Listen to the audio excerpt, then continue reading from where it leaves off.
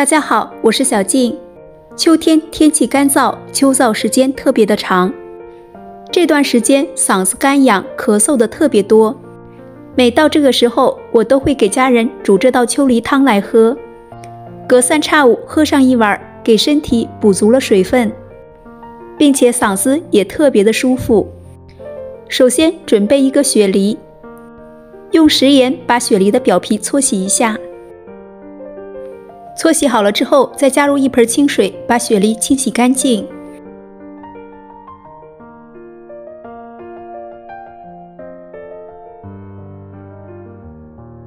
雪梨清洗干净之后，把它对半切开，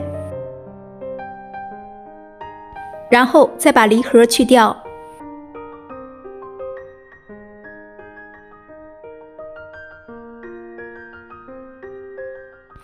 接着再把雪梨切成薄片。雪梨作为秋天的阴气水果，它的水分大，并且营养丰富，是当之无愧的补水王。切好的雪梨把它放入盘中，接着再准备10克枸杞、4颗红枣，再加入适量的面粉，然后再加入适量的清水，把枸杞、红枣抓洗一下。面粉有很强的吸附性，可以吸附红枣、枸杞表层的灰尘。抓洗好了之后，再加入清水，把枸杞、红枣多清洗几遍。枸杞和红枣都有非常好的滋补作用。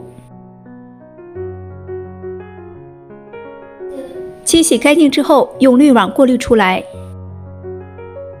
接着再准备5克海底椰，先加入清水，把海底椰清洗干净。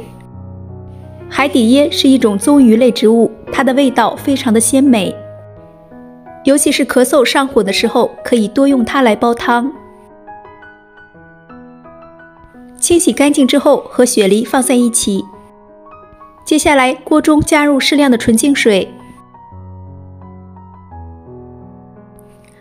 先把雪梨、海底椰放进去，大火煮上20分钟。尤其是海底椰需要多煮一会儿才能发挥它的作用。20分钟之后，把枸杞、红枣倒进去，然后再加上几块冰糖，把它搅拌一下，继续煮上5分钟的时间。5分钟之后，这道秋梨汤就做好了。秋天正是养肺的季节，天气干燥，特别容易咳嗽、上火、感冒，可以多给家人做一些秋梨汤，大人小孩都适合喝。喝起来甜甜的，特别的鲜美。每周煮上2次，舒舒服服的度过秋天。今天给大家分享到这里了，适合秋天的秋梨汤，给家人准备起来吧。感谢您的支持、转发和点赞，我们下期见，拜拜。